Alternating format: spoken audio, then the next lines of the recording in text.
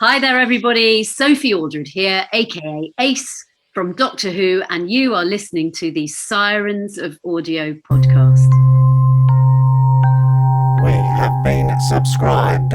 Subscribed to what? The next level of podcast. We are the Sirens of Audio. Every citizen will receive a free download. You will subscribe to us. I'm sorry. I'm so sorry you couldn't increase your reach. But listen to me. This experiment ends tonight. Subscribing is compulsory. And if I refuse? Don't! What if I refuse? I'm telling you, don't! What happens if I refuse? Then you are not compatible. And what happens then? You will be deleted.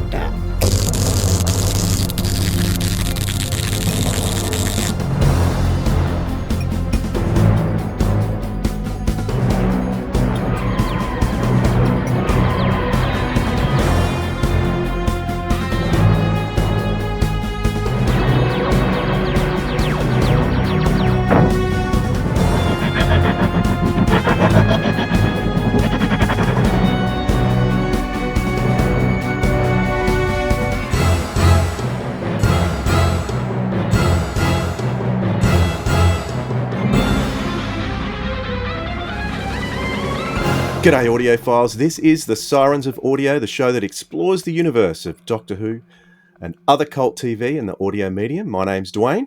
And my name's Philip. G'day Philip. G'day Dwayne. But let's introduce our guest as well. We have with us the YouTube sensation from Doctor Who Fandom in Australia. It's Josh Snares. G'day Josh. Hello, thank you so much for having me. I'm very excited to be on Audio Sirens. YouTube star like you, we're so excited to have you.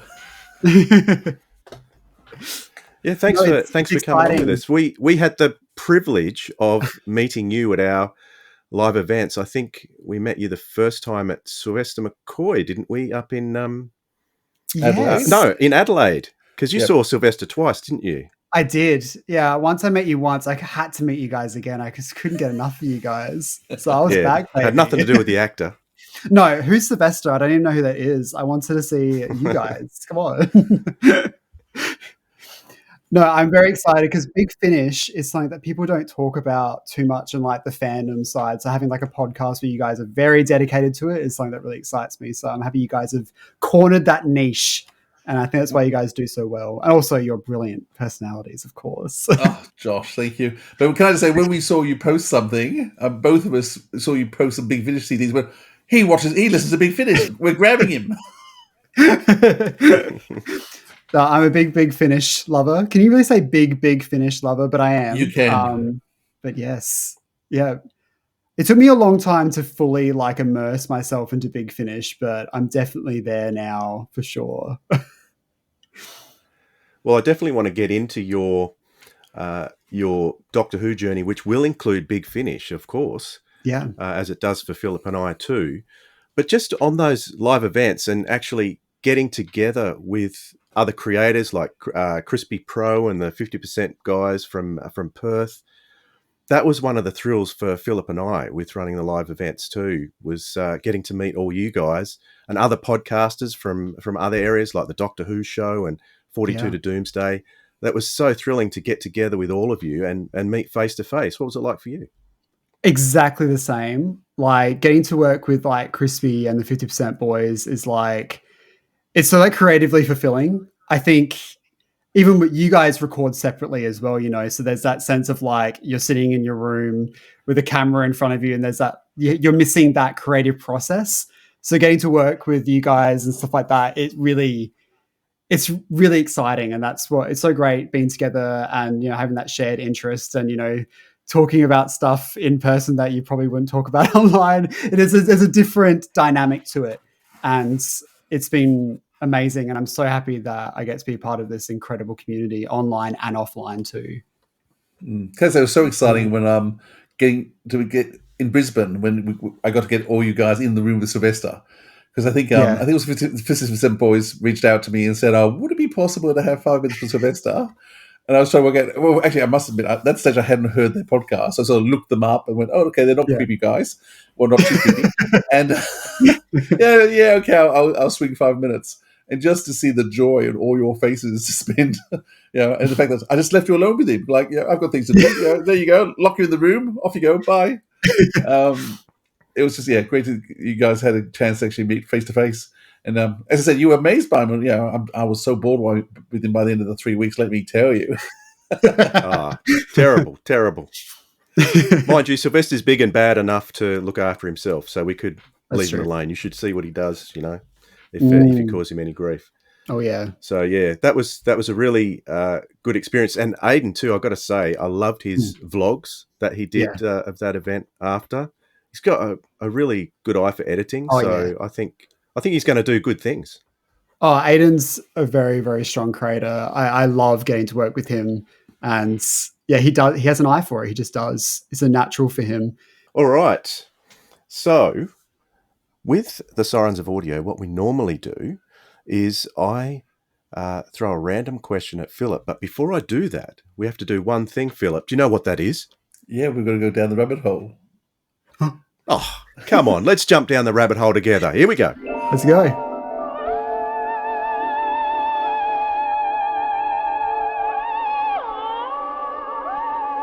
All right, here we are down the rabbit hole. And my question to you both, and I'll be involved with this as well, of course, is that, Josh, Philip and I are children of the 70s and 80s. You're a child of the 90s, discovering Doctor Who in the 2000s. I want to compare what it was like for fans discovering Doctor Who and devouring it as new fans. What was that like for you?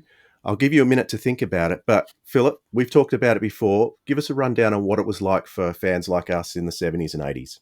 Yeah, well, we had Doctor Who on every night. And so, 6 o'clock or 6:30, depending on what year it was, we'd sit in front of the TV. We'd fight the rest of the family away. We'd watch Doctor Who, which was always exciting. We had Target books coming out all the time. And so I think I'd been watching Doctor Who for about a month or so when I discovered the novels. The first novel I read was The Web of Fear, Patrick Troughton. I decided he was my favourite Doctor. And so every Saturday I'd get my $2 pocket money and I'd walk up to Hurstville and to the local bookshop and buy the next book. And so that was the first couple of years, and just talking with some of my friends. And we had Doctor Who books in the library. We had the Discovery series. And I used to always borrow the Discovery series of the library and read those Doctor Who books as well. And then when I was about 13, 14, I discovered the fact that there was stuff happening at Sydney Uni. And so I think the first thing I went to was actually John Pertwee, being out in Australia. And I went to see John Pertwee at Sydney Uni. Wow. And then Peter Davison I saw. And actually before that, with Target books, Tom Baker came out to do a tour of Australia. And I went and saw Tom Baker. I took a day off school. And me and a school friend in year 6, we took the day off school. And we went and saw Tom Baker. It was with permission. But I remember lining up for hours and hours. And my friend had dressed up as him. He was actually lots of photos in the newspapers and things. Paul Vermeesh, what were his? And so we saw Tom Baker, and it was just a new and exciting time, and everything that came out was new. So the first new series I watched was Horror Fang Rock. It was the first time Doctor Who started being new, and waiting for that to come each time, but also started to watch videos being released. And then my cousin in England was a big fan, and so I was sending him material from Australia, and he was sending me stuff from the UK. We were sending VHS tapes to each other. So it was all those sort of things happening at the time. So it was actually a very exciting time to be a fan. And I'll add to that too. Interesting, Horror Fang Rock. My memories are more of the repeats than new series. And I have lots of glimpses as a young child, because I think I was about 2 or 3. My first memories of Doctor Who were of Spearhead from Space. Episode 2, I remember the cliffhanger vividly from episode 2, which had none of the main cast involved in it at all, but just an Auton coming towards that guy and the look in his face. And I still remember the shoot of fear going up my spine. When I saw that, it was absolutely thrilling.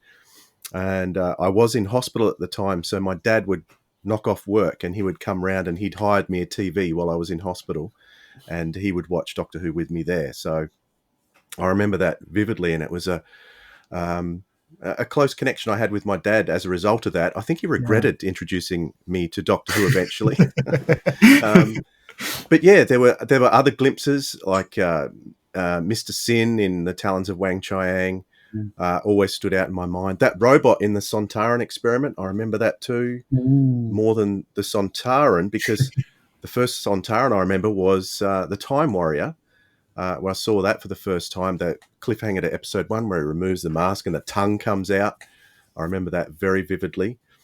But once I had sort of the addiction had taken hold, so to speak, my reliance came down to the library. And so I would go to the library and they would have most of the hardcover Target books in the library. So I would borrow them out continually. I'd get a stack of them, take them back, get another stack, and just keep doing that on repeat. The Mutants was one that I kept getting out because I love the cover of the Mutants. I always thought that was a fascinating monster to be on the cover. So I read that book a lot. But the cave monsters as well, that Malcolm Hulke's writing always grabbed me when it came to the Target books. So, and of course, in the 80s, when I got a tape recorder, I bought a tape recorder with my pocket money and started recording the soundtracks off the television as well. So I would listen to soundtracks. So maybe that had a bit to do with why I love audio so much, is I experienced Doctor Who on audio a lot, even from the TV series. So that was fascinating as well. And then when I got my beta recorder, I would not spend my lunch money at school. I think I got $2 a day, but beta cassettes at the time cost $8. That's a lot of money back in the 80s. Yeah. And for a 3-hour beta cassette, I would save up my lunch money, not eat lunch all week, and buy a video, and I would record off the TV. So that was how I started my off-air collection as well, which ran into the 90s as well before they started really coming out a lot on VHS. So, but yeah, we were very fortunate to have it on TV a lot of the time, but it was a very solitary thing too, to be a Doctor Who fan. I was a member of the club, but I never really went to any club things until about 1990. So, yeah, I was very much in my own sort of world when it came to that. And I think it may be a little bit different for fans in this generation, even more so than yours, Josh. But all that said, from Philip and I, what was it like for you? How did you discover Doctor Who in the first place? And what led you to where you are now? I find some similarities with you guys in my stories as well. So I'm looking forward to coming up to those. My parents also introduced me to Doctor Who, but from a really weird way. So my mum and dad watched Torchwood, and they recommended that I should watch it. And over the years, I'm like, why would my parents suggest for me to watch Torchwood? And then I realized later on it was my parents being like, we know you're probably gay or bi or something. You need to watch this show. So that's a way of saying, we're okay with the gays. We love gay people. So that was their way of saying we're accepting of whoever you are and whatever. So that's great. But then what they didn't realize was they were introducing me into Doctor Who, and then this would become my entire life. And, so I guess we have that similar story of both our parents, Dwayne, introducing us into Doctor Who and unleashing the beast. Another interesting thing as well, because then I got into Doctor Who because my friends at school said, hey, Torchwood's a spin-off of Doctor Who. And I didn't know it was, because only the first season had come out at that point. And I was like, what should I watch? And they were like, well, because of the Cyberwoman episode, I was like, well, I want to see the Cybermen. That tells you more than you need to know about me. And I watched the 2-part story from series 2. That was your first Doctor Who. And I hated it. I thought, this is terrible. Why do people like this show? But I persevered, and here we are now. So What did you hate about it? I don't know. I don't really remember exactly what I didn't like about it, but I remember being like, this is very except for Fear Her, that's the weakest 2 shows in the season. The rest of the season's really good, but those 2 are pretty weak. Yeah, like the rest of the season has some really great stuff in that. I don't know why that was my first ever Doctor Who. I don't think I would ever suggest that as the first Doctor Who story to anyone. But I guess my friends didn't like me that much. But yeah, it was an interesting choice. But yeah, the library, I used to borrow the DVDs from there, and I slowly made my way through it. And then with the classic series, it was like saving up my pocket money and buying like a DVD off eBay every few weeks. And then I slowly built up my classic Who collection that way. And I used to buy them like secondhand. And yeah. What made you decide to start watching the classic? I mean, how much were you Doctor Who first in terms of new series before you started exploring the classic? It was definitely during the Matt Smith era. I definitely had watched quite a lot of classic Doctor Who before 2013. I know that for sure because I know I was really into missing episodes with Web of Fear coming back and that. And I watched reconstructions by that point. So I must have watched it maybe between 2011 and 2013. That must have been when I watched all of the classic series, which is a lot of Doctor Who to watch for one person. I don't know how I did it, but I guess I had a lot more free time back then. Yeah, good to be a kid. Yeah, exactly right. So what were your first classic shows you went back to watch? I think my early ones were probably the Paul McGann film, The Five Doctors. Yeah, that's a winner. But the rest of them, I don't remember where I started. I jumped around though, and I did it off suggestions from one of my high school mates who was a classic Who fan, and he had some really interesting choices. I don't think many of them were very exciting to me, like Four to Doomsday. Who suggests Four to Doomsday? Weird guy. Well, Janet Fielding thinks that's very underrated, that story. I'm not here to question Janet Fielding. She is always correct. No. Imagine Waterhouse hates it. So there you go. One of them is correct. Someone is correct. Yeah. Not sure who. I want to go back and I want to grab onto you disliking Rise of the Cybermen because both of you disliked it, but I really liked that one. I didn't say disliked us. It was the weakest of the season, except for Fear. Yeah. You persevered. What was it where you suddenly were gripped by it and went, yes, this is the moment when I'm kind of hooked? Did you have a moment in a particular episode where that happened? Or was it more gradual for you? I think it was more gradual. It was definitely a sense of getting to understand the show on a deeper level, because I loved the new series. I was a huge fan. And there was a sense of getting to realize the references and stuff like that, like that world building and seeing this massive big show because it's so deep. It's a big process, but it was definitely William Hartnell's Doctor that really gripped me. The Sixth Doctor, Colin Baker as well. And then the missing episodes. The grumpy ones. The grumpy ones. Exactly right. I like Hartnell's not grumpy. Being a bit grumpy. Yeah. No, they're not generally grumpy, but they have the capacity to be the most grumpy. That's what I mean by that.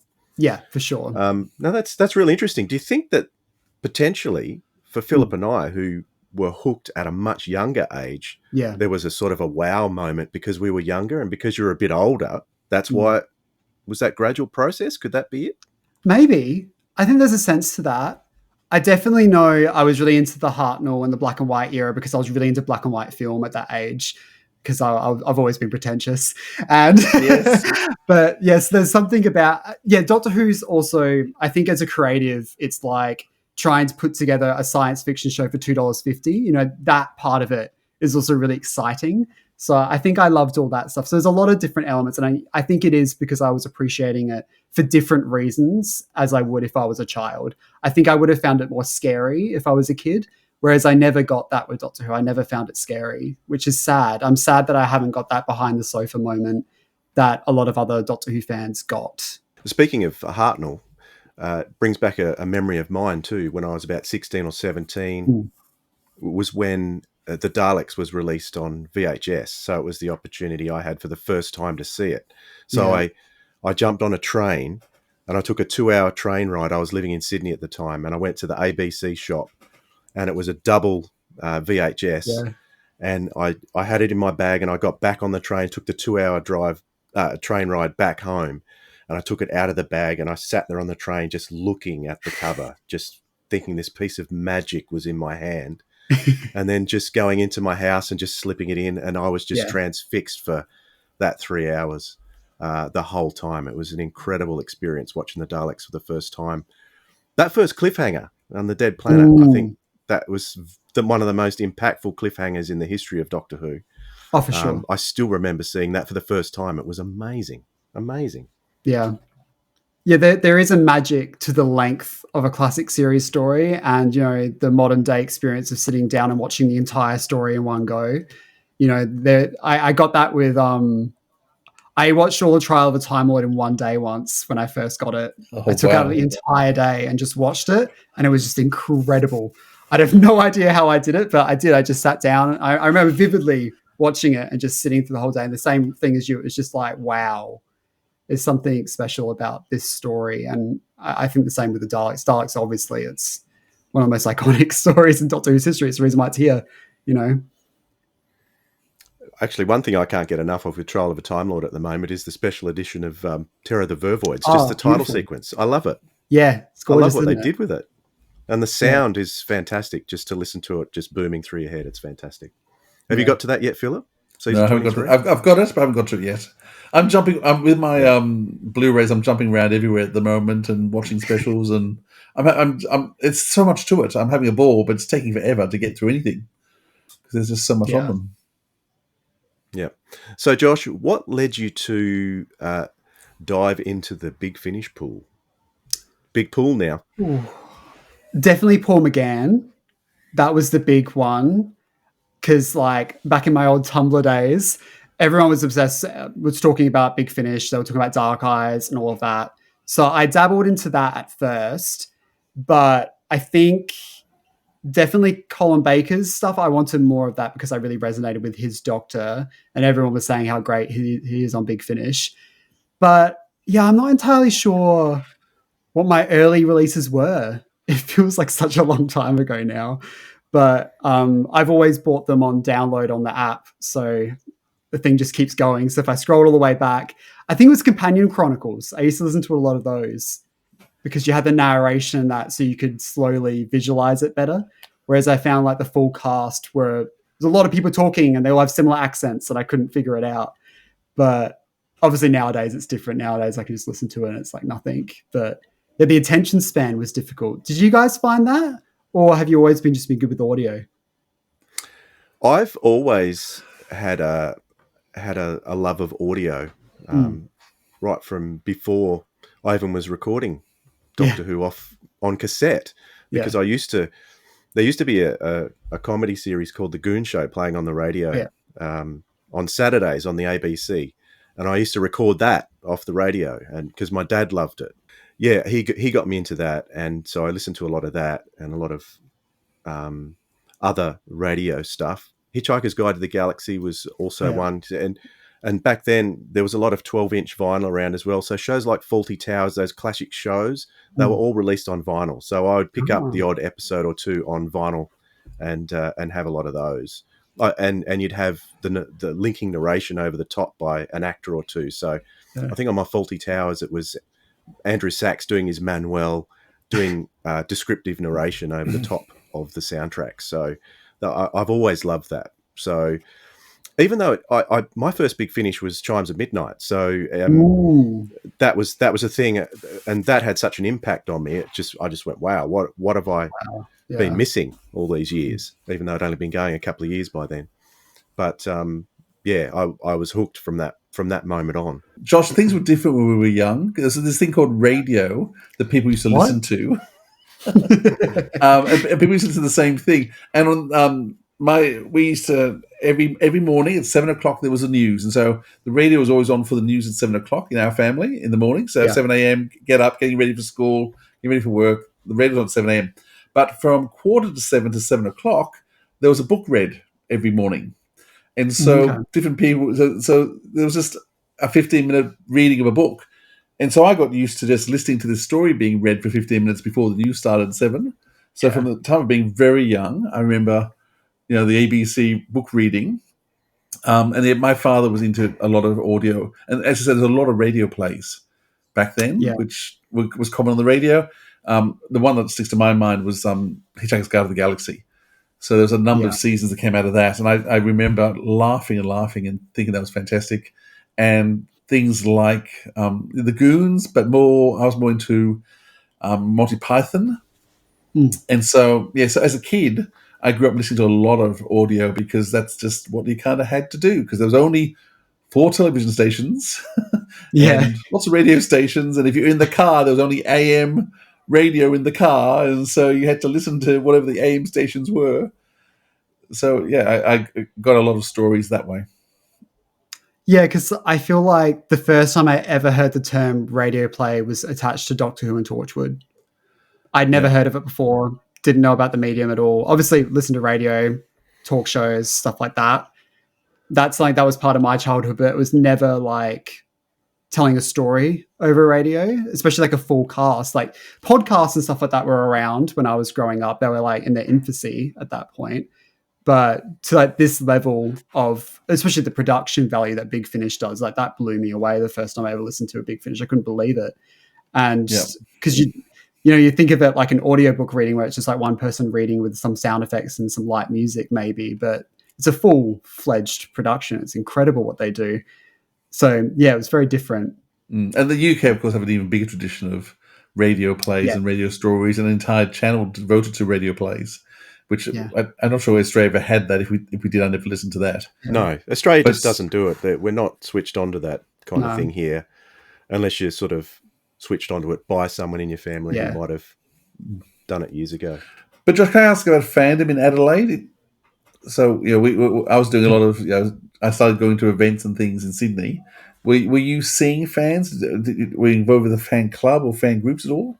I sadly have just never really been a part of any of them. I don't really hear about them. I don't know if there's that big of a fan culture here in Adelaide with Doctor Who.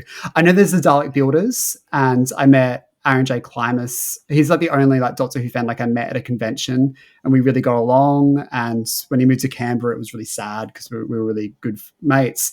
But I've made Doctor Who friends over the years, but not at conventions and not through clubs. But I would love if there was more stuff like that here. And it's been great when you guys have had the events here in Adelaide, and getting to see people, and having people come up and saying that they like my YouTube channel, and like getting to connect with them in that way has been really great and very flattering. And I love talking to Doctor Who fans. You can't get me to shut up, Well, I mean, Fandom now is really YouTube and podcasts and the whole. It's a different world now. It's a very online experience, and a lot of Doctor Who fans struggle with like in life social stuff. So I think online has a safety net. Shows like this bring us social outcasts together. So I think there's a sense to that, and the internet's a good place for that to happen, I guess. Well, as fans back in during our time, we used to devote our creative efforts to fanzines and things like that. Yeah. There were lots more fanzines back in the 80s than there ever are now, because people can easily make a podcast now, which is what most fans do if they want to do something creative. So, and it's a lot easier with audio recordings. You can make a full cast audio or anything like that quite easily now, and a lot of fans are doing that. Even video, which is fantastic too. Yeah. It makes it a lot easier these days to do things like that. All right, let's jump up out of the rabbit hole, because we've got a couple of very specific stories that we want to talk about. But before we do talk about them, Josh, we mentioned your YouTube channel. I just want to ask you a couple of questions about it. Mm-hmm. How did it start? Tell us about did it start with your missing episodes videos, or did it start before that? Technically, it started back when I was in high school, when I did my little Doctor Who fan films that you cannot find online on purpose because they are very bad. But they're fun, and they were fun to make, and it started off my career as being a videographer and stuff like that. So they're important to me, but they are not good. And they're fun for me to look back on, but, it has my friends in high school on it and stuff like that. So I don't want people making fun of them or whatever. But it was a lot of fun and sweet. But the missing episode series is what really took off for me. And that's when I started to take YouTube seriously and really made a real hot go at it. And now it's turned into this beast, which has brought me so much joy and so much sense of community. Like, I feel really close to fandom now, which I didn't feel like before. And, getting to talk to people who are also creators who I've looked up to has been really incredible to have that opportunity. And it's been really fun. And, I've got to expand my skills as a filmmaker and get to do creative stuff that I don't get to do at work, but using my skills from work as well. So it's been really great. All right, let's talk about that then. A couple of things on your YouTube channel are animations that you have created for Big Finish stories that you selected. I'm curious to know how you came to choose them, but where did the idea come from to do this in the first place? I've always loved, obviously I'm a big missing episodes enthusiast. So I used to do like photo reconstructions of like the Daleks master plan and stuff like that. And I wanted to do proper animations of the missing episodes, but the BBC started doing them. They started really picking up, after Power of the Daleks, they really started to do them a lot more. And I thought, well, I don't want to waste my time animating something that BBC can do 1,000 times better than me. So why not animate something that they're probably not going to do? They're probably not going to animate a Big Finish, but they might one day. But I thought it was a better risk. And I chose Out of Time initially, the David Tennant, Tom Baker story, just because, one, it was a multi-doctor story. It had a small cast and it was a limited location. And I thought I could probably pull this off. And that was my first big one. And that took a while because I had a big gap in between, but that was really fun and different to do. And very good. How was that received? It's difficult with how I release them because I can't release them with the audio. So they don't get too much attention because a lot of people would just click on and realize there's no audio and they click off. And that's understandable. I would love to release them properly, but obviously Big Finish would have a problem with that because it's not my audio. I can't just release it. But the people who have made that extra effort to watch along with the visuals and pressing play on their audio stuff, the comments have been really nice. For a fan production, I think it's a pretty decent effort. And although I would do things a lot differently now, I'm still quite proud that I pulled it off pretty much on my own. Obviously, I got the artwork commissioned by Lucy Carew and she did an amazing job. But everything else is pretty much just me. Obey or be exterminated! Sorry, Doctor, this wasn't the plan. What? You had a plan? Huh?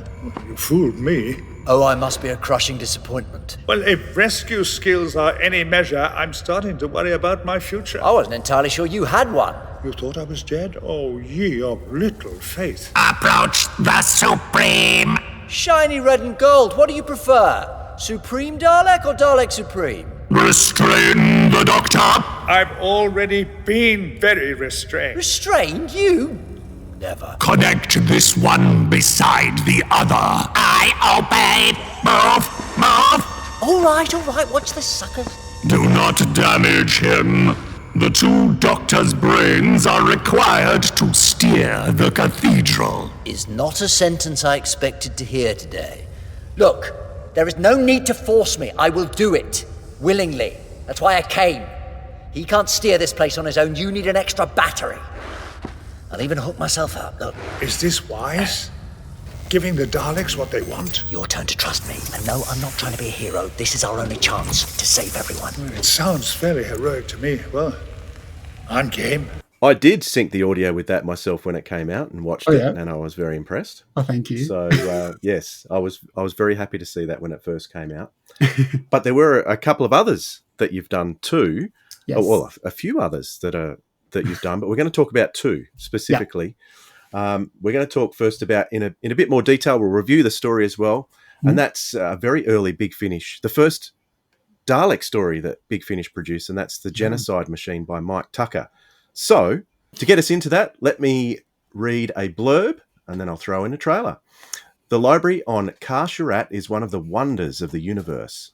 It's also hidden from all but a few select species. The Doctor and Ace discover that the librarians have found a new way of storing data, a wetworks facility. But the machine has attracted unwanted attention, and the Doctor soon finds himself pitted against his oldest and deadliest enemies, the Daleks.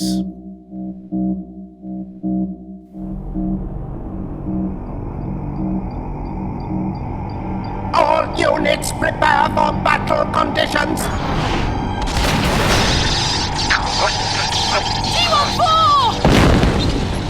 Phase 1 of our plan is now complete. Whatever you are, stop or I fire! Alien aggressors eliminated. What you have here has the potential to become the greatest weapon ever created. Scan for primary target. Doctor!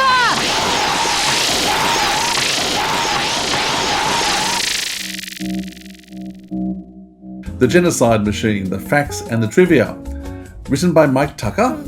This is number 7 in the monthly range. It was recorded on the 13th and 14th of November 1999, when Josh was just a very little boy, and released April 2000.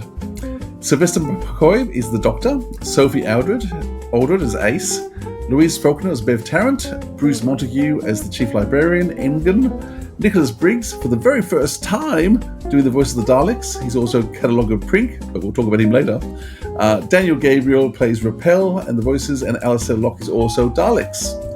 This was directed by Nicholas Briggs. The sound design and music was by Nicholas Briggs. Executive producer was Jacqueline Rayner, producer Jason Haig Ellery and Gary Russell. The cover art at this stage was being done by Clayton Hickman. After some difficult negotiations with the Terry Nation estate, the creator of the Daleks, Big Finish finally got the rights to do a Dalek story, so this is the first one that was done. They had hoped to kick off with a Dalek story, but didn't have the rights. This is the first story to feature, as I said, the Daleks as Big Finish, and the first time to have Nicholas Briggs playing the voices, and he would become a worldwide star doing that. This is the first story in a trilogy of stories to feature the Daleks. Also comes the Mutant Phase with Peter Davison and the Apocalypse element with Colin Baker. The 3 plays are loosely known as the Dalek Empire trilogy, and much like the Hitchhiker's Guide to the Galaxy, a 4th story got added later on, starring Paul McGann in Timeworks.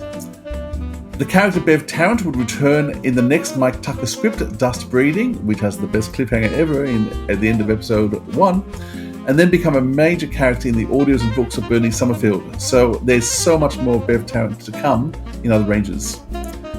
Elgin comments about the lack of money for the restoration team, which is a backhanded joke about the restoration team that make all the DVD videos and extras for them. The robot is called the G14 because this was Mike Tucker's office at the BBC, Room G14. The story was originally going to be called Wetworks, and the trailer on the CD before this one still actually announces it as Wetworks, but they decided as a title, Wetworks just was a bit wet, so changed it. This was the first time Nicholas Briggs, I've mentioned that already, Nicholas Briggs would be the Daleks. And that's some of the facts of the trivia. We'll talk about more as we go. Thank you, Philip. Nice. Just a slight correction there on the 4th in that trilogy. Not Timeworks, is it? Time of the Daleks. Thank you. Yep. No, Timeworks came a little bit later down the track after he'd come out of the Divergent universe. Fantastic story. For this podcast, I listened to it again along with your animation, Josh. So what made you choose the Genocide Machine as your epic 4-part adventure to animate? There were a few reasons why I chose this one. I had just met Sophie Aldred when she came to Adelaide, and I was like, Yep. I want more Ace stories. I just want to see more on screen.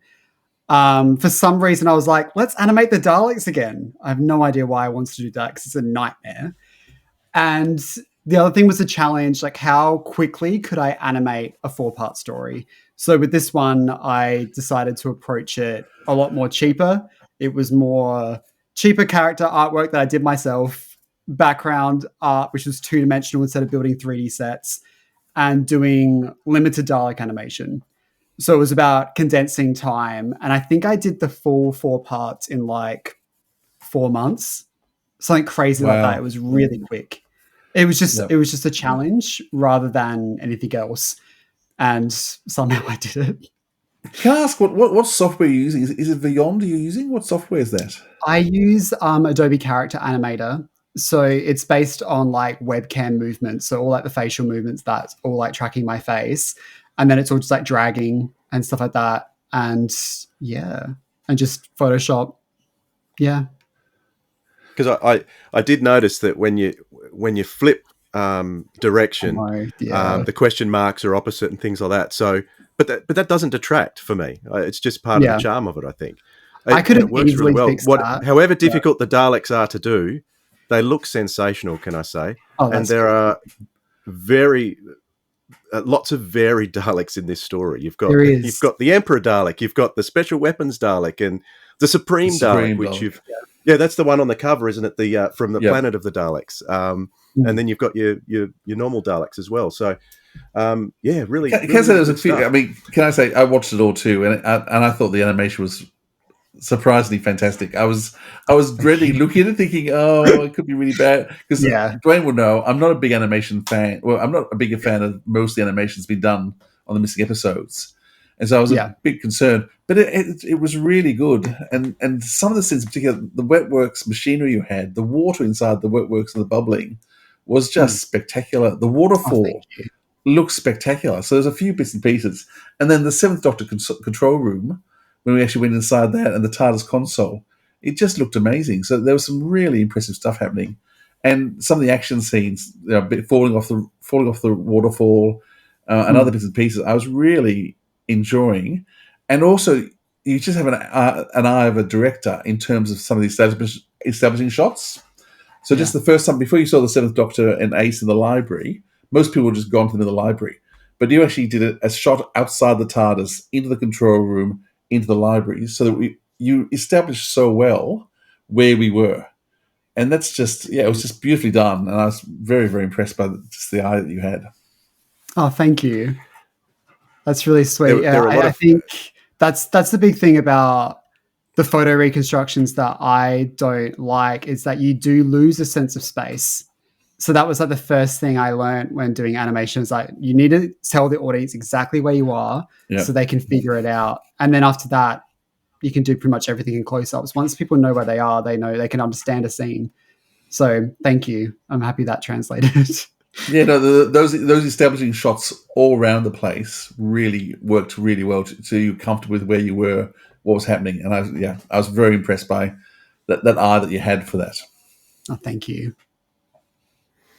Now, there are a couple of characters in the beginning that are very open to imagination. Yeah. And that is the big tractor face, bulldozer face, and the little robot as well. Yeah.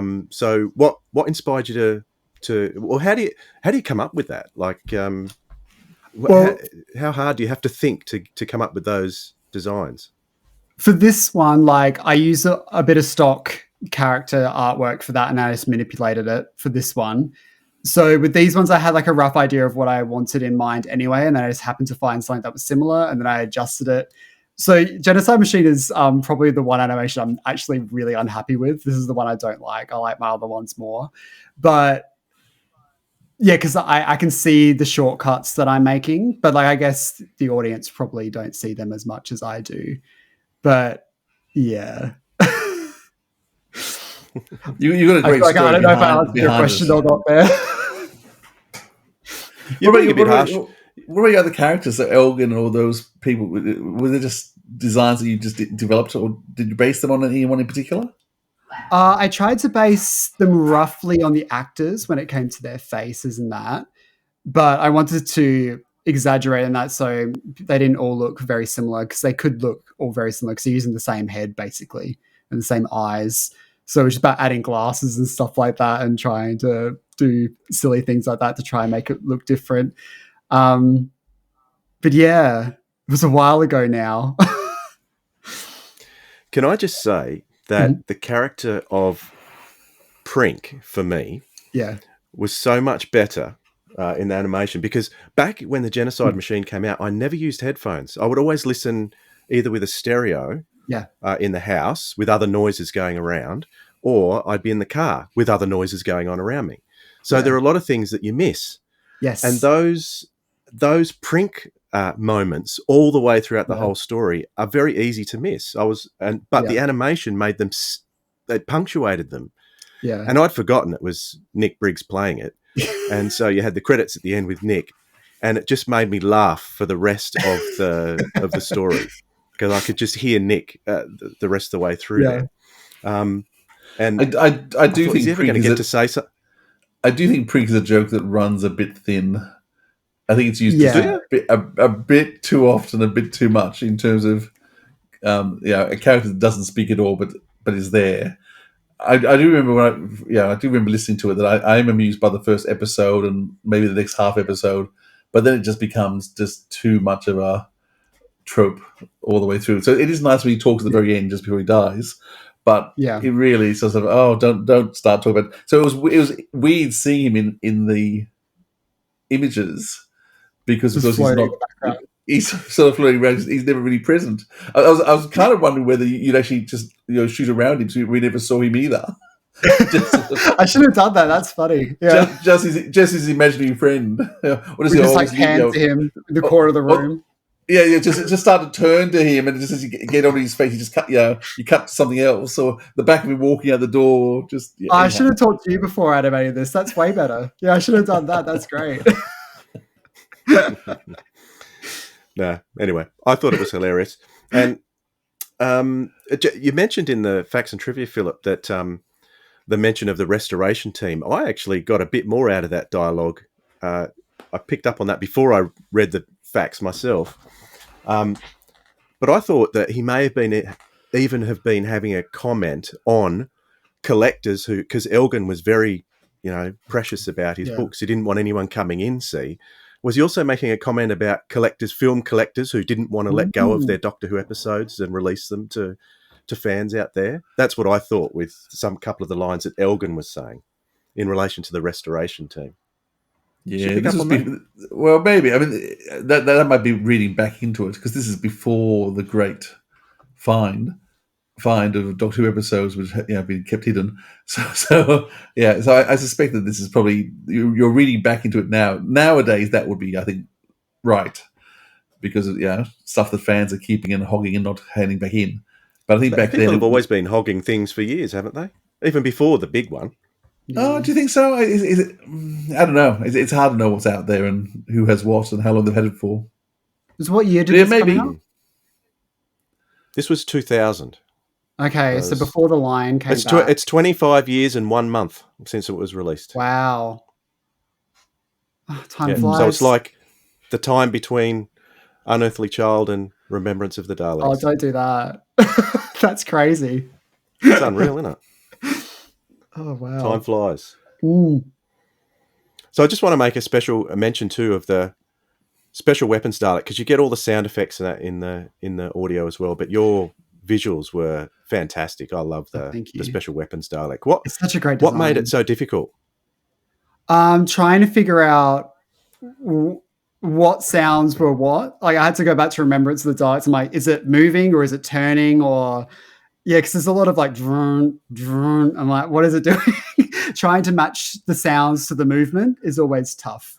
But it was fun animating that Dalek because it was different to doing a normal Dalek. A normal Dalek's just the up and down ice dog turning around and doing this and the other thing. So it's having this Hulk of a thing that can't do too much but turn and fire. That was a bit more of a challenge. And trying to make it look really tough and impressive is always difficult as well. But yeah. I think one thing that helped surprisingly to me was the fact that I was hearing a different Dalek voice, and I didn't realise till later that it was actually Alistair Locke doing the Dalek voices as well. So it's one of the few times I don't know if he did it after this, but yeah, because Nick sort of varies a lot of the voices in the future. Yeah. Well, this is before. This is before Nicholas is the voice of the Daleks. Like pretty soon after this, it would only be Nick doing all Dalek voices. But at this stage, he wasn't particularly precious about it, and so it seemed natural to have Alistair and other people do Dalek voices. And I think Alistair did quite really well as a Dalek voice. Yeah. In actual fact, all the voices he does for Big Finish are good. He's a very good Zen in Blake 7. I'll give him that too. He's great Zen. Yeah.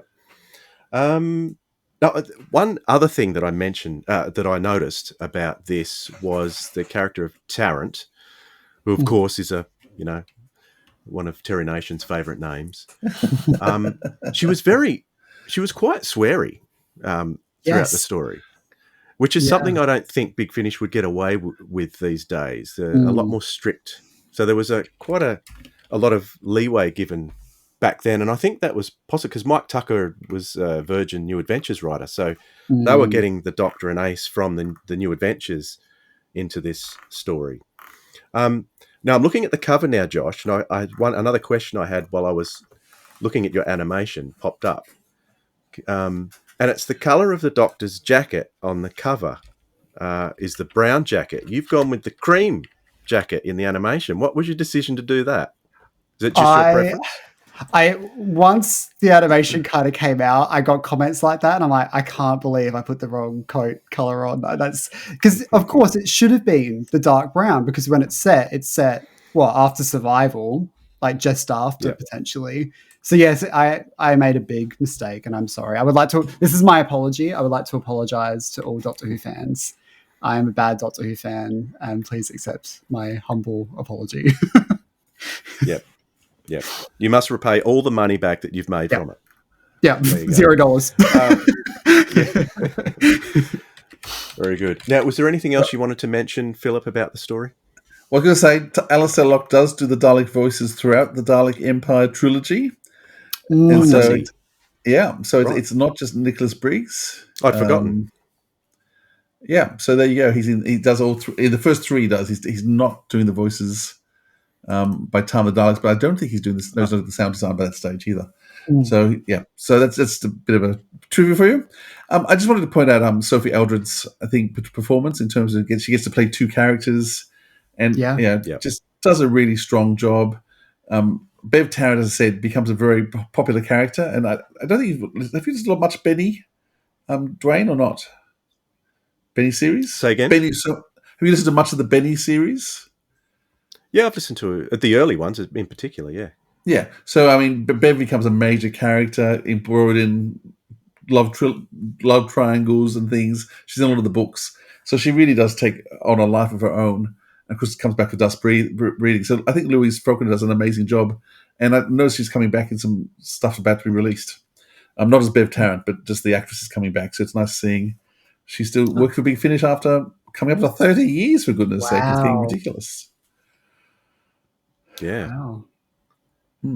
It's incredible. Yeah. So, but yeah, Sylvester's a joy as always as the Doctor, and it's just.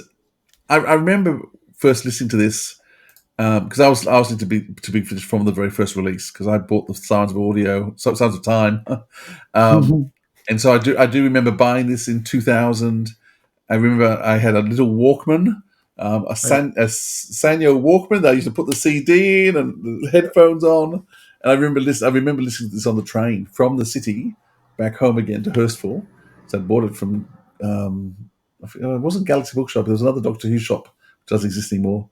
But I bought it there on a Saturday morning. And I listened to it all on the way home and just loving it. And I listened to it over and over again. So this is one of those stories I've listened to so many times. So it was just great watching the animations to get a different way of seeing it. And it actually brought out different things I hadn't seen before. So, yeah, it was a great experience. Thank you so much, Josh. I'm glad we did it. No, I'm so thankful you guys watched it and liked it. So that's great. Because, same thing with me. I remember first listening to it. I had it on my app and I went for a walk. And I just, over a few days, I just kept going walks and listening to it. And it was just so, like the sound design of that, the rain, it was so visual. And I just don't think my animation skills could possibly live up to what was in my head. But the atmosphere and just the constant feeling of like, it was just magical yet spooky. It's just such a great setting, great world building. I really do enjoy this one. I think you've captured what's on the cover of the CD very well. Oh, thank you. Apart from the jacket, of course. Apart from the jacket, but I'll repent for that. It's all right.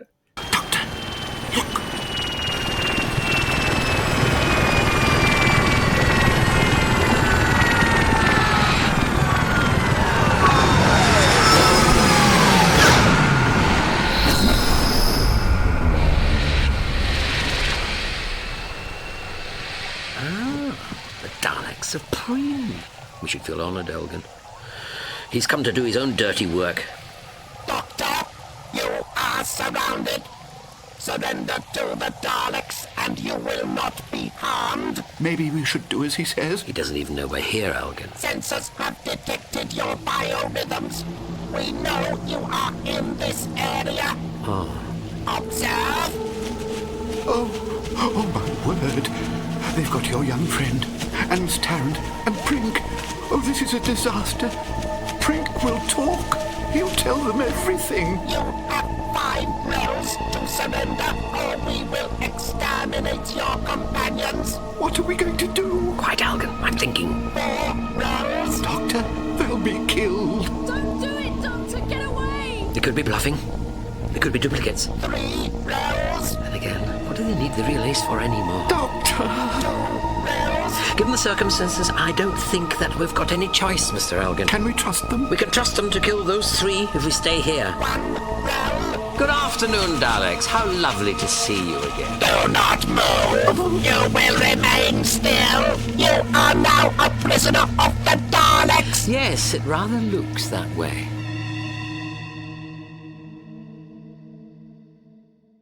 So the next story we're going to talk about was a 4th Doctor adventure that you've animated one episode from. Yes. That Philip and I have had the opportunity to have a look at, which is Phantoms of the Deep, which is, I think, series 2, Tom Baker, isn't it, with Mary Tam? Yeah. By Johnny Morris. We love Johnny Morris. He's the more I go back and listen to his stories, the more I think I've taken him for granted a bit with his storytelling. He's been such a great storyteller over the years, has Johnny. But I will read the blurb. On their mission to explore the Mariana Trench at the very bottom of the ocean, the deepest and most inhospitable place on Earth, the crew of the deep-sea vehicle Erebus make an unusual and startling discovery: a battered blue police box. As the Doctor, Romana, and K9 join them on their journey, the submariners soon discover that the TARDIS is not the only unusual find lurking on the sea floor. Super-intelligent squid, long-lost submarines, and their miraculous occupants are only the start of their troubles. The goblins are coming, and they won't let anyone out alive. Coming soon from Big Finish Productions. Doctor Who, The 4th Doctor Adventures. Phantoms of the Deep. Depth 5,000 meters and counting. What is it, Chris? I can see a little hut with police box written on it. At this depth, it should have been crushed. Crushed? I landed a TARDIS in the heart of a star once, barely dented the paintwork. This is Romana. Hello. And this is my other friend, K9. K9? Oh, because he's a dog. Yes, he is. Hang on. Are those lights down there? Pulsing, flickering lights. It is a communication directed at this craft. It is a warning. A warning? The squid say that if we continue, we will all die. This police box of theirs is taking up valuable storage space. Stick it in a sample cage and send it up to the surface. You sent my TARDIS up to the surface? Don't worry. It won't be damaged. That's not what concerns me. Without the TARDIS, we have no way of leaving this submarine. And now the radio is down, we have no way of calling for help. Look! Another submarine! Design corresponds with military vessels dating from the year 1940.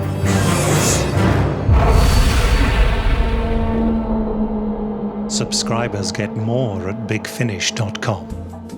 Phantoms of the Deep, the facts and the trivia. Written by Jonathan Morris.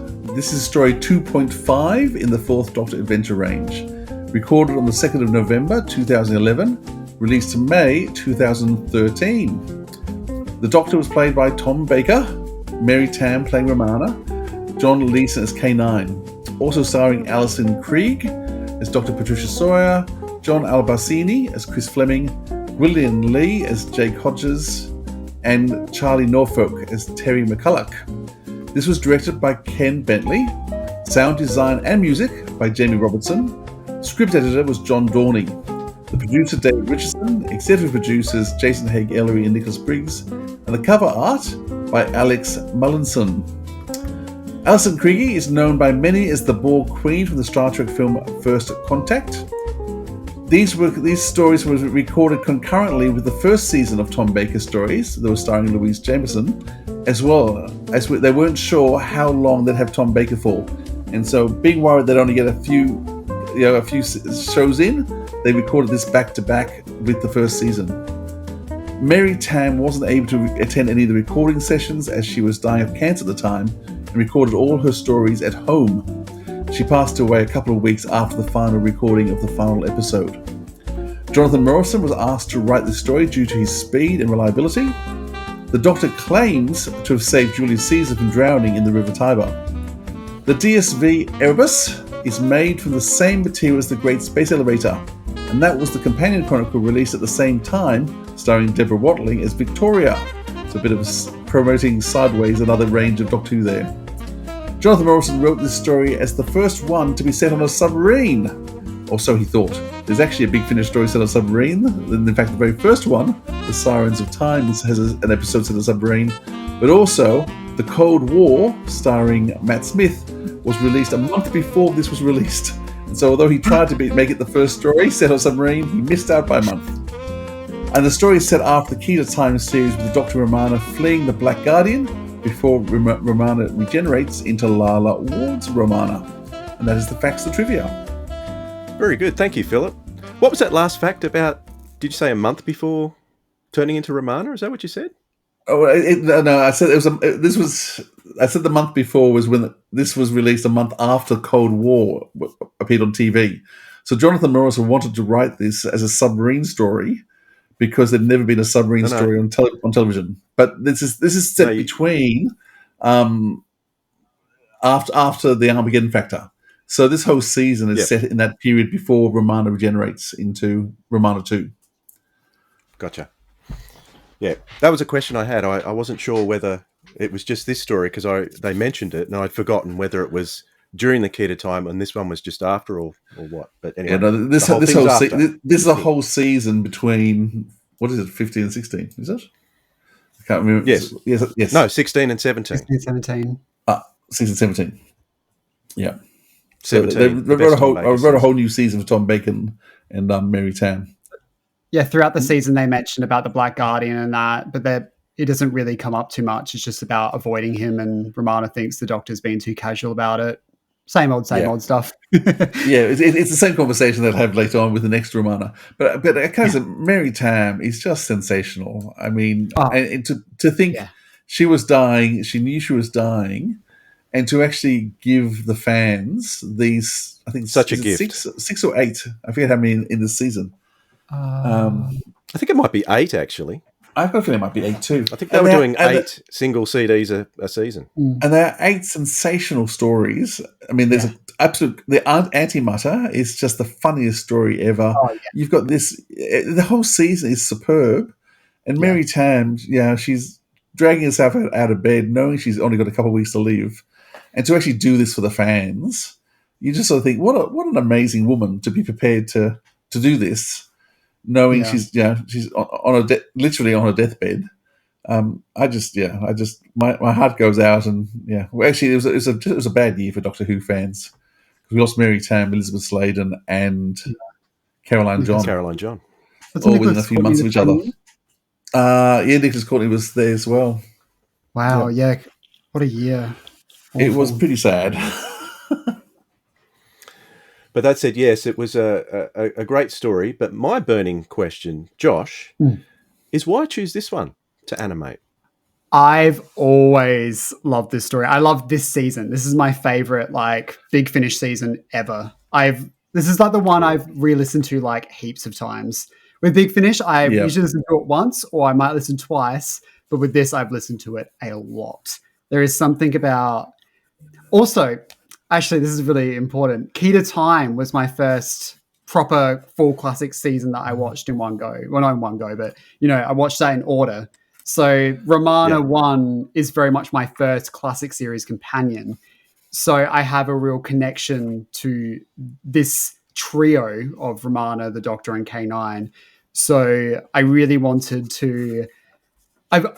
My ultimate goal one day is to animate this whole season. That's what I would love to do. but that's a very long journey. But I've always loved this story. I've thought it was very visually rich, and the idea of like submarine and how claustrophobic that is, but also the underwater effects and the lighting that you can do with it is really exciting. I think as an animator, it was a real challenge. And this one for me is probably the animation I'm most proud of. I think where I've done the lighting, it's a new level. It was a reaction to the lighting and current missing episode animations that I'm not a huge fan of. And I wanted to say, well, if you're going to criticize it so much, you do better. So I've tried. My character animation is awful in comparison to the official releases, but I think my lighting and composition and direction is up to scratch. And I'm quite happy with this one. And I'm looking forward to finally finishing it one day. But yeah, I kind of just rambled then. Sorry. Ramble away. Because your atmosphere that you've created is sensational. So yeah, full marks for that, for sure. Thank you. I actually think your character work's improved so much too, because the characters look sensational. They've got a lot more, tell a lot more emotion in their stories. Yes. This is to be honest, it's the worst cover of the season. The cover is awful, and the photoshopping of Tom Baker in that suit is just hideous. And your animations do much better justice in terms of the whole background and settings than that cover does. I don't know how they got past that cover. They must be desperate or something. But yeah, I do have something about the cover. Ooh. Oh yeah, what do you have about the cover? Well, I didn't. It's only an extremely minor point. It's got it doesn't matter in any of the scheme of things. But I just thought it was funny because I'm a fisherman, see. Ooh. And so I noticed on the cover, the Big Finish cover, they are southern calamari, squid, on the cover. And in your animation, you have got arrowhead squid. They're different Sorry. to what's on the cover. So I apologize once again. I just only a fisherman would know that, but yeah, I did. I don't know what you're talking about, and it doesn't make any difference whatsoever. I would like to apologize yet again. So no apology needed. Have they used the correct squid for the area on the cover or not? Well, where's the Mariana Trench? That's the question. It would have to be in the Pacific, wouldn't it? It runs down the Pacific. It runs all through the Pacific. Yeah, so that'd be right. Okay. But you get both. See, you get both. Exactly. So yeah, creative choice. Yeah, it was actually intentional. Exactly. Yeah, I was like, not that cover. Nah, that's not the right fish. I want to do this one. No. That was only my minor point that I had to bring up because I caught one just the other day. Oh, wow. And yeah, that's all. That's the only reason I noticed. Great. Let's get back to the show. No one else would. As I said before, it is an amazing season of shows. I think the fact that they manage to do everything, and they do horror, they do Daleks, they've got a villain, a recurring villain with a sidekick. Which actually, it's David Warner. I mean, you can't have a better actor than David Warner coming in to play your chief villain, and he's magnificent. And of course, David Warner and Tom Baker together. I mean, can you have a better duo? Like everything about this season just works. And I said it's hard to believe they were making this at exactly the same time as season one, which I think is also good as well. But the fact that they were doing them all back to back of each other. For fear that Tom would never return, which of course they can't get rid of him now, can they? But I feel like tonally, like the direction, like season 2, even though they're doing back to back, feels so much more confident than the first one. It feels like they're figuring it out, but by season 2 they perfected it. It's crazy. I think a lot of it is about speed. So part of the problem was Tom agreed to do it, and they just needed to get episodes out. Yeah. And so Nick is fast, and so Nick writes a lot of season 1 just to get it out, where Jonathan Morris is also very reliable and fast, and so that's why they get him to come in and write, because they need something fast, Jonathan Morris. But I think because the second series manages to get more writers in, I think it comes up across a bit stronger. And I think because John Dorney's doing the script editing as well, and this is John Dorney starting to get a real hang of how Doctor Who works. So this is his sort of early days.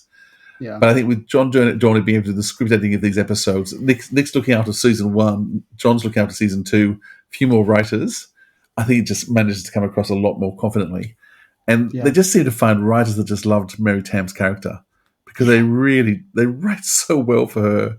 Yeah. And she's at her ice queen best throughout. But it's just the clever conceits. I mean, just the getting rid of the TARDIS in that opening scene, it just makes sense that it's gone. And we'll just set up the surface, and just all these things just happen and unfold. I think Dwayne mentioned before, Jonathan Morris is just an amazing writer, and you know that anything he's going to do is just going to be just come down so confidently, and then you throw in, to say this is directed by who did I say it was directed by Ken Bentley. Ken Bentley, and so he just always just pulls together such a great cast. Is Alison Krieger? How do we? Alice Krieger. Alice Krieger. It is Krieger. It's pronounced. It is pronounced either. Once again, when you bring such an established sci-fi name into the series, and she's a really terrific actress. Oh yeah. She just carries off that role of commander so confident and strong. Yeah. And once again, the thing I loved, the thing that really distressed me about one of the Jodie's shows was the child one. What was it called? The with the master, the very Child. Timeless Child, which is the last one, where someone volunteers to kill himself and destroy Gallifrey, and she can run away, and she does it. Whereas the doctor never allowed themselves. The doctor always is going to sacrifice himself first. Yeah. And Tom Bacon, the Ark in space, has to be punched out and put into a tube, and in this one they did the same thing in terms of he was going to sacrifice himself so she could get away, but she activates his suit so he gets dragged off. Yeah. It's just so much more of the Doctor, and I think part of the reason why Big Finish appeals to me so much is they keep capturing the essence of the Doctor properly, which sometimes the new series hasn't been able to do as well, especially more recently. And this was the Doctor. This was people being willing to self-sacrifice. And if you look at the death toll of people who've died for the sake of the Doctor, it is huge. I dread to think how many people have died for the sake of the Doctor. But they all see the Doctor someone worth saving because of what he will do for others. And so willing to self-sacrifice for. And this story really captured that whole element, as well as having just lovely little moments of someone who'd been in a submarine for 100 years, just waiting. And love little touches like that, and little things, and your animation once again, how you illustrated all those moments was really compelling. So well done. Actually, I was a little taken aback by the way you got that crew member out in that first episode that had been there. I thought, what is this? And I was sort of sitting back waiting for what was, because I'd forgotten the story completely. And it really grabbed me. So well done. Please finish it. Thank you. I'd like. I will. I think I've done about a third of the second episode, so it's going to happen one day. I've just been focusing on YouTube stuff at the moment. I just need to get some stuff out. But I think end of the year. I think once I finish up at work, Christmas break, I think that's when I'll get it done. And so hopefully end of the year it'll be out. Maybe before then. Please don't take a break. Just finish work and just get into some other work, That's what I did last time, though. It was last Christmas holidays. That's where I did the first episode. I was just like, I like having a project, and animation's fun. It just can be it's a big project, it's a big project, so they can be a bit overwhelming to just jump straight back into it. I got to finish storyboarding the rest of it, and then it's pretty easy after that. I don't think people recognize how much work animation is. So and I'm critical of missing episodes animations because I don't think they really are as good. And I think these people are being paid money for this, and I'm sure they're not being paid much money. And I know animation. It's not one person. It's not one person, and it must. And I know it costs a fortune to make, but I really do think that when a fan can do as good a quality, if not a lot better, on no money, you sort of go, why are we paying these people so much money? Let's pay the fan and get something of better quality. I think the problem is that the current animations is that the actual character animation itself is quite good. I think it's definitely good, but it's the composition. They're just not put together very well, and I just think some of the direction is a bit questionable, and it feels like they haven't really sat with the scene and really tried to understand it. And there seems to be this emphasis on redesigning the original so much that you take away the magic of it. I think there needs to be a middle ground. I think there needs to be an emphasis on lighting, because it's insulting to these character animators who are working like dogs to make this movement really great, and then they're just like slopping it together at the end. It's like, put that extra bit of polish at the end and these would be elevated so much higher, because my character animation and the artwork is cheap and cheerful. I cover it up with lighting and layers and stuff like that so it works. And that's why I think my animations are great for a fan effort, but if they were released professionally, they would be roasted, and they should be. You know, but that's the difference. Does that make sense? Yeah. Yeah, absolutely. Yeah. Absolutely. But I still enjoy the animations. I still enjoy them. Yeah. Yeah, so do I, to be honest. I want to jump back to Alice Krieger. She was an actress who's continued to come back several times to Big Finish, and most recently she was in the Fugitive. Well, she's kind of next to Joe Martin in the Fugitive Doctor sets. So she's already appeared early in the year, and the second box set's going to be a bit later in the year. So she's still coming back. So she must have had a good experience on this one. Yeah. And kept her coming back. So that's good too. Anything else, fellas, on Phantoms of the Deep? Definitely worth listening to, and even worth watching the animation for. I know we watched all episode 1. Is it available? Episode 1 available yet? Not the full episode. I like to release both of them together, because the entire comment section be like, when is the next episode? And then I'll never do it. But I will. Fine. But yeah, if it gets to the point where I'm like, I'm never going to finish the second episode, I will just release it. But I will finish it one day. I always do. Well, hopefully we've read everyone's appetite now, and they're going to be begging you for it.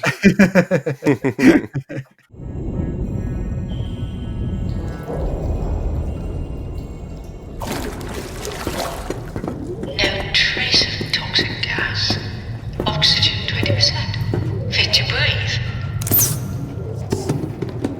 You can take your helmet off now, Doctor. Smells a bit of mildew. Touch of rising damp, I expect. This is the control room. It's virtually undamaged. Now, let's see. The captain would have sat there, so... What is it? The logbook. Shine your lamp over here, could you? Final entry. The 7th of July, 1940. Advanced to coordinates 11 degrees north by 142 east in pursuit of a Japanese destroyer. Presumably the one that caused them to sink. Aye. Caught us across the bow, they did. What was that? I don't think we're alone down here. Hello? Are you the rescue party? After a fashion, yes. We thought there was no hope. When the torpedo struck, we sank like a stone. We put out an SOS, but there was no answer. No, there wouldn't have been. I'm the doctor. This is Patricia Sawyer. What's your name? Hodges, sir. Midshipman Jack Hodges.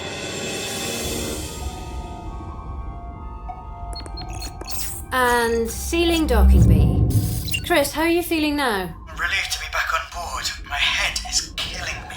Well, there's some painkillers in the medikit. Treat yourself. Great, you're a lifesaver. Terry, are you all right? I don't know if it's because Chris mentioned it, but my head's hurting too. Are you feeling anything? No. He mentioned the lights. Maybe they caused it. Well, you can ask him when he gets here. He said he was on his way. No, he didn't. Didn't he?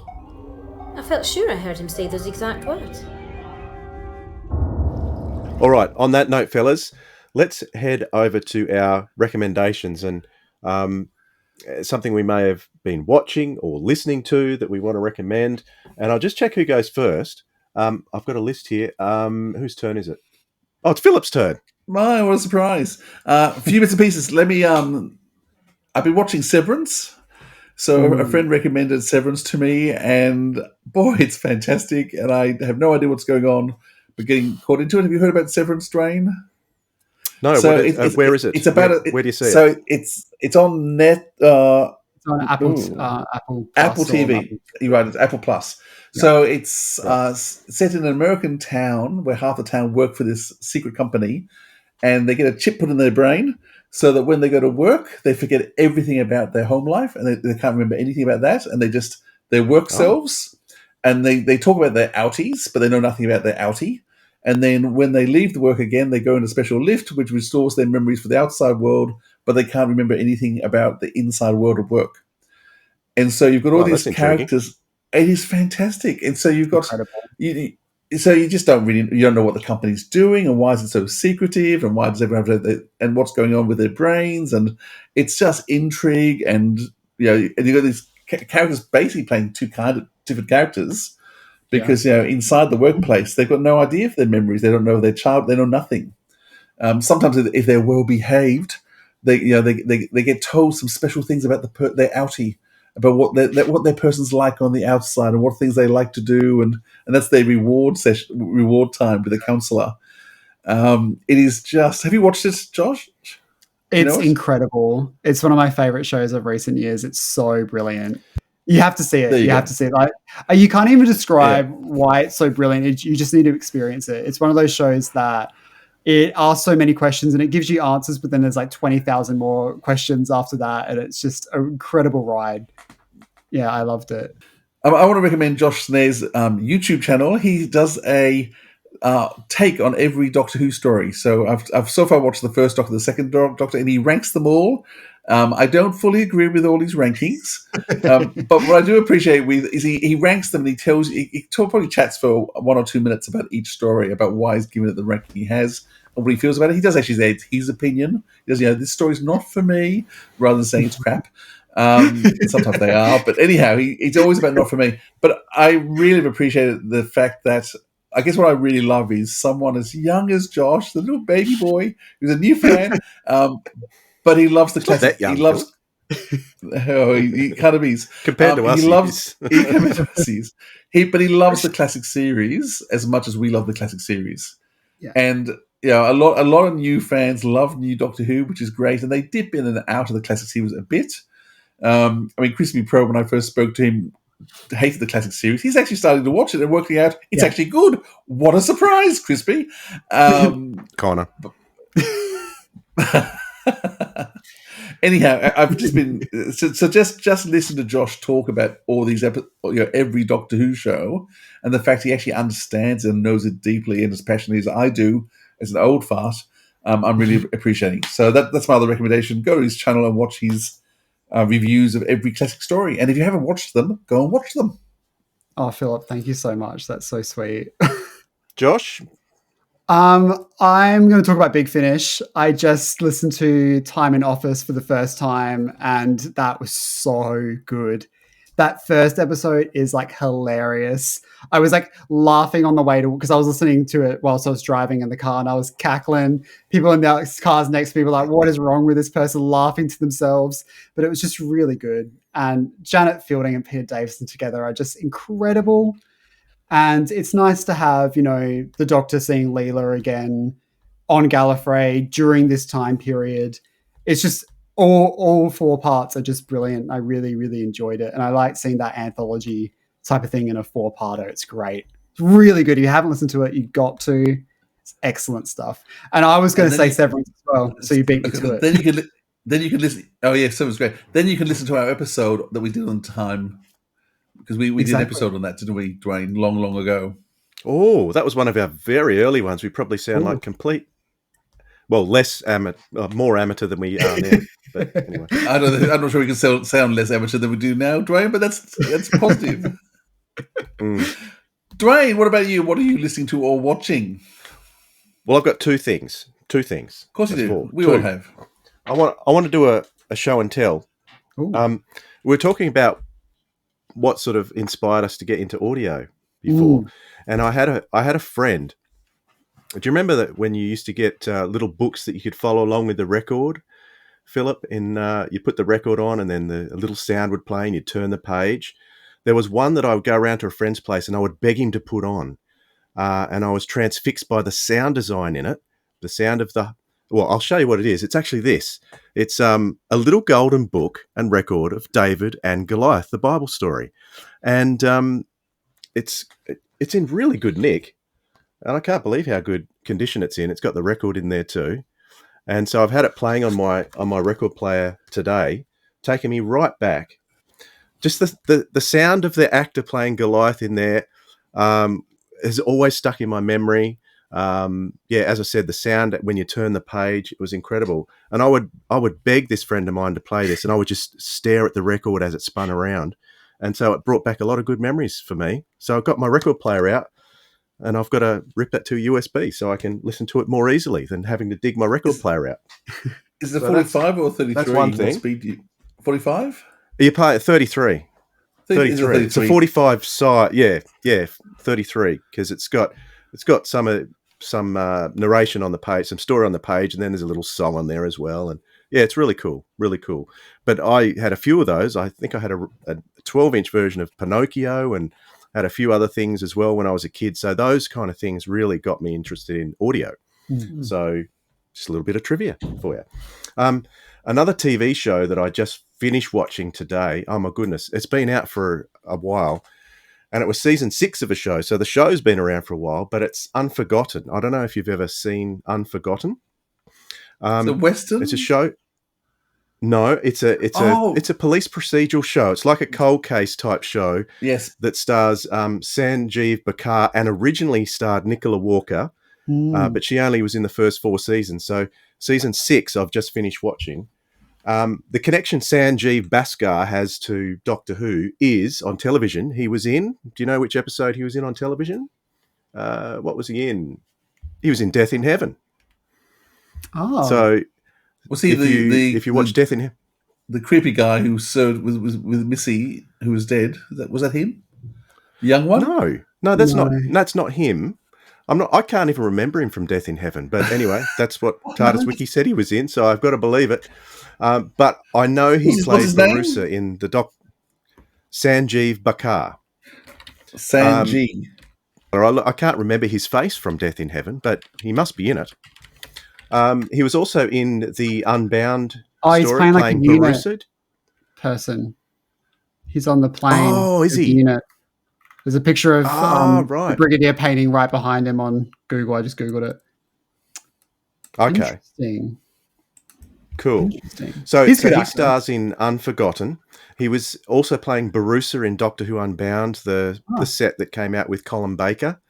So he plays Barusa, and he was traveling around with his girlfriend. So this was a very Unbound story. It was really good too, actually. He was also in The 8 Truths and World Wide Web, part of the Paul McGann and Lucy Miller series as well. Now, what was great about this series is that, as I said, it's just a police procedural, but it was incredible. The way it had all different opposing type of political views in there. I thought storytelling in Britain, proper storytelling, was dead, where you could get a story with everyone's point of view and not hate everybody. There was a scene between a student who had got a teacher fired for something, and the teacher wasn't having it, and they were going at each other.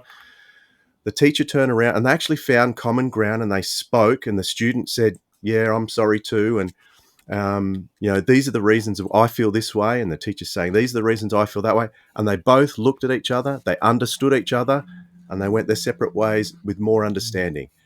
I thought that was a wonderful thing to see. In this series, they've got themes of autism. I've even got notes here. I'm looking. Autism, domestic violence, asylum seekers, right-wingers versus left-wingers, COVID, vaccines, and there's heaps of other political views. So, but you get to see all different sides of people's point of view without judgment. And it comes together in the story in an absolutely incredible way. Who's the writer of this series? I had it here. Chris Lang. I don't know what else this guy Chris Lang has done, but fair dinkum, I'd like to see some more. What else has he done? He's done nothing else that I recognise. So it's an amazing series. Sanjeev Bhaskar, great actor. Love him in the lead role in this series, and I can highly recommend it. If you go back to series 1, you've got Nicola Walker as well for the first 4 seasons. Check it out. I think it's on iView. Barnaby Edwards' wife, as I like to think of her. Whose wife? Barnaby. Oh, no, not Barnaby. Barnaby. We've had him on the show too. Not Edwards, Barnaby Joyce. No, and that's wrong. That's Barnaby Joyce. No. Barnaby. Oh, that'd be a crazy connection. Barnaby K. Barnaby K. Oh, sorry, Barnaby. I know Barnaby listens every week. Sorry, Barnaby, about that. That's staying in, Philip. Thanks. No, excellent. All right. On that note, we'll. Sorry. No, that was Bronwyn shouting in the kitchen. Barnaby Joyce. Oh, right. All right. On that note, we will wrap it up for this episode. Josh, can I just say thank you so much for coming on, sharing your stories about your fandom, and sharing your love of all things Doctor Who from classic to new. It's been wonderful having you with us. Thank you so much. It's been such a great pleasure to get to meet you guys and to be here. And I'm so happy that I get to be part of this community of creators. And yeah, I couldn't be any happier. So thank you so much. And thank you for your kind words about my animation as well. Because, all artists hate their own work, so it's nice. Looking forward to see you in person at yes, Carol Ann Ford in Melbourne. Carol Ann Ford in Melbourne. I will be there. I'm very much looking forward to it. I have not booked plane tickets, but somehow I will get there. I will walk. I will definitely be I have to swim. Yes. All right. And Philip, it's always good to be in my company, don't you? It's always great to be in your company, Dwayne. I can love it every time. It's good to be in yours too, Philip. All right. Thank you, everyone. We'll catch you all next time. Bye, everyone. Bye.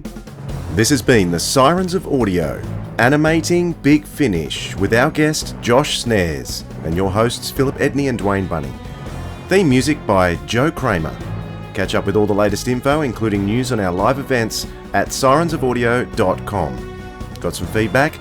Send your email to sirensofaudio@gmail.com, or you can find us on all our social media at Audio Sirens. Thanks for listening, audiophiles. We'll hear you next time.